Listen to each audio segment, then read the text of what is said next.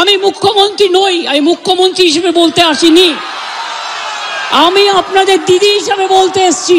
আন্দোলন থামাতে মমতার শেষ চেষ্টা।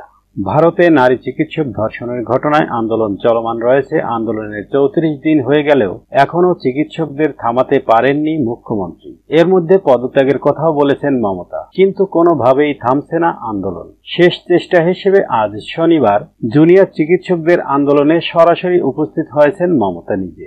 এ সময় তিনি বলেন, আমি মুখ্যমন্ত্রী নই, আপনাদের দিদি হিসেবে এসেছি। আপনাদের সব দাবি মেনে নেওয়া হবে, অপরাধীকে চিহ্নিত করে তার বিরুদ্ধে দ্রুত ব্যবস্থা নেওয়া হবে। তিনি আরো বলেন, আমার নিরাপত্তার বিষয় থাকে, তা সত্ত্বেও আমি নিজে ছুটে এসেছি। আপনাদের আন্দোলনের সাথে আমি একত্রতা জানাচ্ছি। আমি আপনাদের কষ্টটা বুঝি, কারণ আমিও ছাত্র আন্দোলন থেকে উঠে এসেছি। বৈরী আবহাওয়ার কারণে গেল শুক্রবার রাত থেকে কলকাতায় বৃষ্টি হচ্ছে। এরই মধ্যে আলিপুর আবহাওয়া দপ্তর জানিয়েছে, নিম্নচাপের কারণে শনিবারেও দিনভর ঝড় বৃষ্টি হবে। এই রকম বৈরী আবহাওয়া নিয়েও উদ্বেগ প্রকাশ করেন মমতা। তিনি বলেন, শুক্রবার সারা রাত বৃষ্টি হয়েছে, আপনারা যেভাবে বসে আছেন আমার খুব কষ্ট হচ্ছে। গত 34 দিন ধরে আমিও ঘুমাতে পারি না। আপনারা রাস্তায় থাকলে আমাকেও পাহারাদার হিসেবে জেগে থাকতে হয়।